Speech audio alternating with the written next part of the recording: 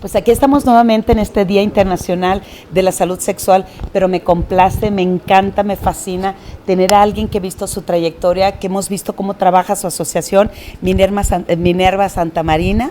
No, es Santa María, perdóname, con el grupo o la Asociación Católicas por el Derecho a Decidir.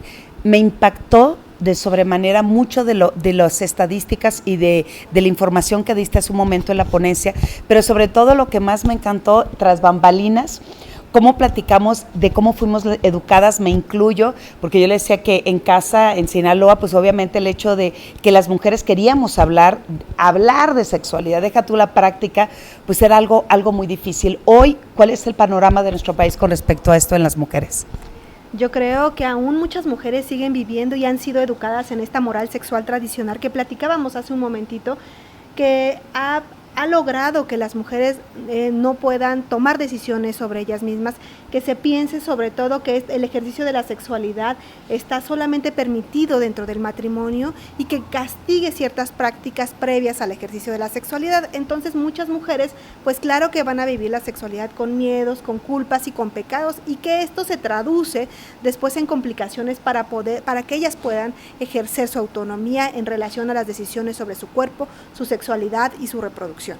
Y sobre todo en esta parte, el acceso a los métodos anticonceptivos, ¿cómo has visto en los últimos 10, 15 años? Porque además el joven hoy vive una sexualidad totalmente diversificada, las redes sociales han favorecido mucho en ello, pero a pesar de que tienen la información, tienen el método anticonceptivo a la mano, seguimos viendo mujeres que lo ven como una autoflagelación, el simple hecho de decidir qué hacer con su cuerpo para vivir una sexualidad. Creo que tenemos un enorme reto como sociedad, ¿no? Y lo hablo desde la sociedad civil, porque las encuestas nos indican que la mayoría de adolescentes conocen los métodos anticonceptivos, ¿no? Un 97%. Y si hacemos esta misma encuesta de manera general en un salón de clases, la mayoría nos va a alzar la mano. Pero cuando les decimos cuántos usan un método anticonceptivo en su primera relación sexual, ya UNFPA nos dijo, o sea, menos de la mitad utiliza un método anticonceptivo en sus relaciones sexuales. Y esto tiene una gran complicación, porque tenemos las redes sociales, como tú lo comentas, mucho mayor información que puede circular de manera virtual, pero no estamos logrando generar cambio en comportamientos y en actitudes, que ese es el gran reto. Información no se va a traducir en comportamientos y en actitudes. Entonces, ¿qué tenemos que hacer? Yo creo que nuestras instancias de salud, de educación, tendrían que generar pues campañas de mayor impacto, traducir sus mensajes a lenguajes mucho más sencillos, mucho más cortos, ¿no? Yo sé que no nos va a decir un chico, me gusta usar un método anticonceptivo, ¿no? O me gusta usar el condón, porque a lo mejor no les gusta, pero a lo mejor nos pueden decir, yo prefiero usar un método anticonceptivo, disfrutar de mi sexualidad y prevenir embarazos. Entonces necesitamos hacer nuestros mensajes de manera más accesible, diversificar las redes en las cuales vamos a enviar esta información y lamentablemente esta moral sexual tradicional con la cual hemos sido educados, es bien complicado ir cambiando el chip para que las personas entiendan que los derechos sexuales y la sexualidad es parte imprescindible del ejercicio de sus vidas y lograr generar cambios, sobre todo en Sistema Nacional de Salud y Sistema Nacional de Educación, para que haya cambios en las actitudes del personal educativo y el personal de salud que no generen juicios al momento en que el adolescente va a solicitar información sobre un método anticonceptivo o tiene dudas sobre su sexualidad o no sabe cómo hablar con su mamá y con su papá si es homosexual o si es lesbiana, ¿no? Creo que hay grandes retos y el reto actitudinal sería como el más grande. Necesitamos hacer que las leyes que tiene nuestro país, que son muchas muy importantes, puedan bajarse de una manera mucho más sencilla y puedan ser accesibles para adolescentes y jóvenes. Fíjate, Minerva, creo que diste justo en el blanco hablarle un lenguaje coloquial al joven. Entonces, cuando yo he estado presente en algunos eventos, conferencias, en donde llega el joven y lo que más desea es que se le hable de un método anticonceptivo, que se le hable de un mecanismo de cómo vivir una sexualidad plena, pero más en su tono, más en su lenguaje, y lo que continúo viendo es el acartonamiento con respecto a la información. ¿Qué recomendarías en esta parte de ese lenguaje coloquial? ¿Cómo te gustaría que se le hablara a un joven? Digo, en un país como el nuestro, ¿no? Tan católico, ¿no?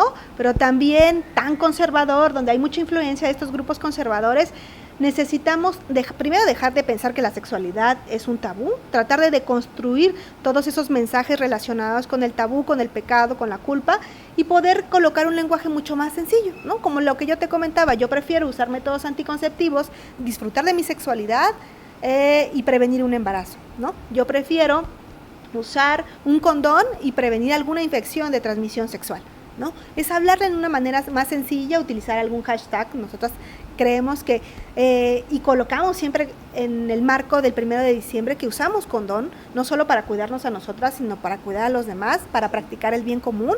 Es un lenguaje un poco amplio, abstracto, pero también es una manera de ir colocando en las casas, en los espacios cotidianos, que la sexualidad forma parte de toda nuestra vida y que no necesitamos solamente hablarla cuando tenemos alguna complicación.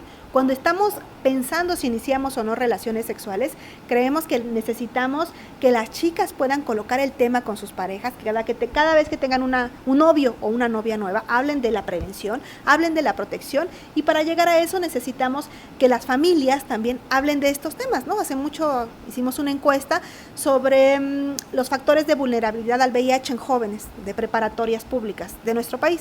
Y encontramos un dato muy curioso, que las familias que hablaban sobre sexualidad, que eran menos conservadoras, los hijos y las hijas tenían prácticas sexuales más protegidas, claro, versus las familias que no hablaban de este tema. Entonces necesitamos ir pensando por qué nos da miedo hablar de sexualidad con nuestros hijos y nuestras hijas, colocarlo en la mesa, hablar de las complicaciones que estamos viviendo en estos nuevos tiempos, ¿no? Ahora ya no solo son las infecciones de transmisión sexual, los embarazos no planeados, sino también nos enfrentamos a la violencia de género, a la trata de mujeres, y es un tema que nos tiene que convocar a todas y a todos para hablar del tema y hablarlo de una manera sencilla y buscar muchas opciones para trabajar el tema de la prevención, porque no se habla del tema, no hablamos de métodos anticonceptivos, y cuando logramos colocar el tema es cuando ya estamos en un embarazo no planeado, con una infección de transmisión sexual, y estamos dejando escapar un escenario muy importante, el tema de la prevención, y que me da mucho gusto que haya muchas instancias convocadas a este tema que se pronuncien en el marco del Día Mundial de la Salud Sexual. Sería muy interesante que a lo mejor Bayer hiciera una campaña mucho más amigable para adolescentes y que todas y todos lo podamos mirar de una manera sencilla en un video de YouTube o en redes sociales. Claro, y me encanta el tono, porque siempre he dicho que la morbosidad no se nace, se hereda. Entonces, mientras yo adulto no tengo la información, tengo la morbosidad, y así también yo educo de la misma manera al niño, al adolescente o al joven. Si yo te preguntara, ¿qué podemos decirle al joven con respecto a tu asociación? ¿Qué les dirías para que se acercaran a ustedes, buscar ayuda, orientación, pero sobre todo sentirse que alguien los protege para poder vivir una vida sexual más plena?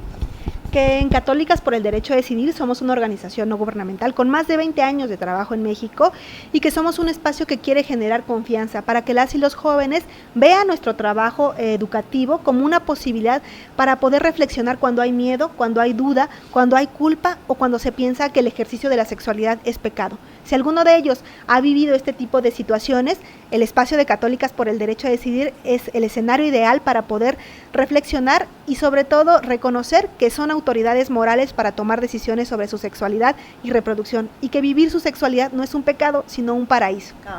Y además, por favor, dile a nuestro público en dónde podemos encontrar ese video maravilloso que pasaste ahorita en el evento, para que todos los jóvenes y las mamás y los demás puedan tener acceso a él. Claro que sí. Nosotras desde hace un par de años lanzamos una campaña muy importante para Católicas por el Derecho a Decidir, que se llama Catolicadas, que muestra las historias de una monjita que se llama Sor Juana y del padre Beto, junto con también otros personajes como Richie, que se han encargado de hablar sobre la sexualidad, sobre los derechos, sobre la anticoncepción, sobre la homosexualidad de una manera muy sencilla, y la pueden encontrar solo dando clic en www.catolicasmexico.org. Minerva, gracias. Siempre es un placer escucharte, pero más placer aún es degustar de tus palabras y de tu conocimiento. Muchas gracias, Minerva. Gracias. Seguimos. Claro.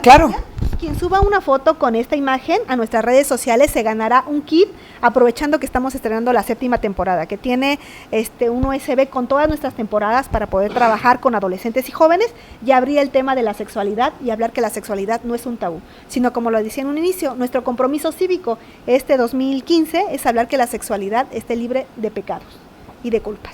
Gracias, Minerva, muchas gracias. Continuamos.